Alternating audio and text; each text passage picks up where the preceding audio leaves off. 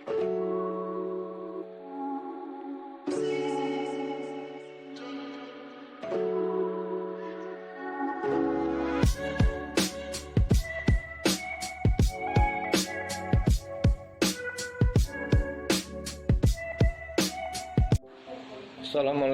warahmatullahi wabarakatuh.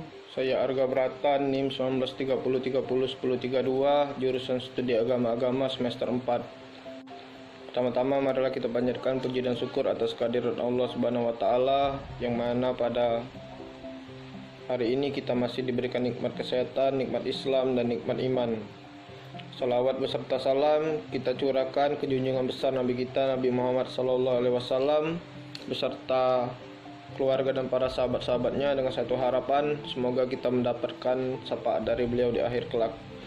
Saya mengucapkan terima kasih kepada Bapak Dr. Andes Wijaya MSI selaku dosen pengampu mata kuliah hubungan antar agama.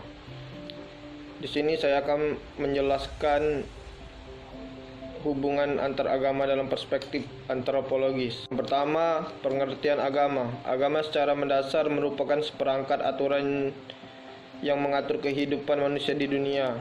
Aturan untuk mengatur kehidupan di dunia itu diyakini sebagai aturan yang suci atau sakral dan menjadi keyakinan yang sulit untuk dibantah. Dengan adanya aturan sekaligus berisikan sanksi apabila penganutnya melakukan pelanggaran, agama selalu berhubungan dengan alam gaib atau supernatural dan memberikan penjelasan mengenai segala sesuatu setelah kematian. Aturan mengenai kehidupan dunia ini merupakan aturan suci yang diyakini penganutnya berasal dari wahyu atau Tuhan yang diturunkan melalui malaikat dan nabinya, atau juga bisa berasal dari orang-orang yang diyakini oleh orang banyak memiliki kelebihan secara spiritual atau kesucian yang kemudian menyebarkan ke individu-individu berpengaruh dan kemudian menyebar ke tengah-tengah masyarakat. Dalam pernyataan lain, dapat dikatakan agama juga bisa berasal dari sesuatu yang dianggap gaib yang diterima seseorang dan kemudian disebarkan ke orang lain sehingga menjadi keyakinan dan dipraktikkan oleh orang banyak. B. Agama dan perspektif antropologis. Seringkali diperdebatkan apakah agama sebagai bagian atau suatu peranata dari kebudayaan tertentu atau justru kebudayaanlah yang ditentukan oleh agama. Dari sudut pandang sebagai seorang yang beragama dan dengan keyakinan agamanya, maka pastilah agama yang menentukan, karena manusia hidup di dunia dianjurkan untuk berusaha dan Tuhanlah yang menentukan.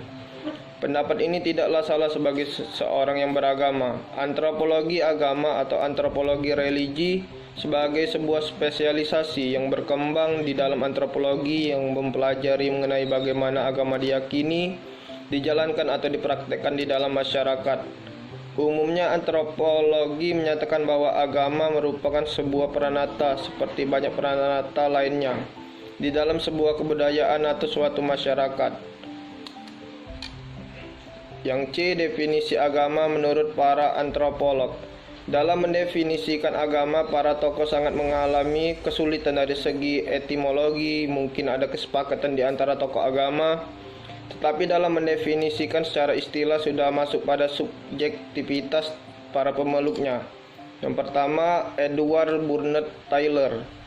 Taylor mengusulkan definisi agama adalah kepercayaan pada makhluk spiritual.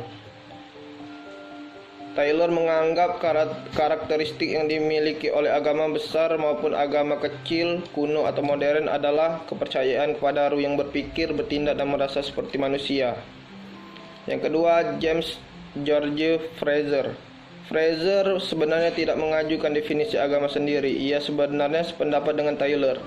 Hanya ia ingin membedakan agama dengan magic sebagai sistem yang menurutnya mendahului agama. Yang ketiga, Lucien Levy Bruhl. Bruhl mengkritik pendapat Taylor tentang agama. Bagi Bruhl, manusia primitif terlalu bodoh untuk bisa berpikir abstrak tentang adanya jiwa di balik setiap benda-benda seperti yang diteorikan oleh Taylor.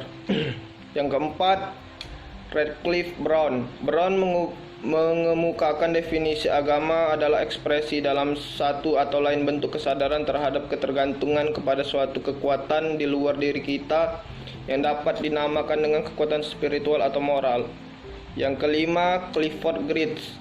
Gritz memandang agama sebagai sistem budaya, maksudnya sebuah sistem simbol yang berperan membangun suasana hati dan motivasi yang kuat, pervasif dan tahan lama di dalam diri manusia dengan cara merumuskan konsepsi tatanan kehidupan yang umum dan membungkus konsepsi ini dengan suatu aura fakultalitas sehingga itu suasana hati dan motivasi tampak realistik dan secara unik. Yang terakhir, kesimpulan dari penjelasan di atas dapat kita pahami bahwa pendekatan antropologi sangat diperlukan sebab banyak hal yang dapat dibicarakan agama hanya bisa dituntaskan melalui pendekatan antropologis. Misalkan kejadian-kejadian yang bersifat kebudayaan hanya dapat dijelaskan dengan antropolog. Kisah-kisah yang ada di Al-Quran seperti Ashabul Kahfi dan yang lainnya. Selain antropologi, Islam juga harus banyak pendekatan dengan yang lainnya agar kehadiran Islam yang dirasakan dalam kehidupan yang modern ini. Agama sangat diperlukan dalam kehidupan karena agama akan menjadi panduan dalam kehidupan manusia.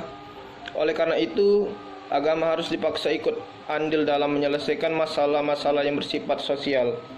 Mungkin ini saja yang bisa saya sampaikan. Lebih dan kurang saya mohon maaf. Kepada Allah saya mohon ampun. Saya akhiri. Billahi taufiq wal hidayah. Assalamualaikum warahmatullahi wabarakatuh.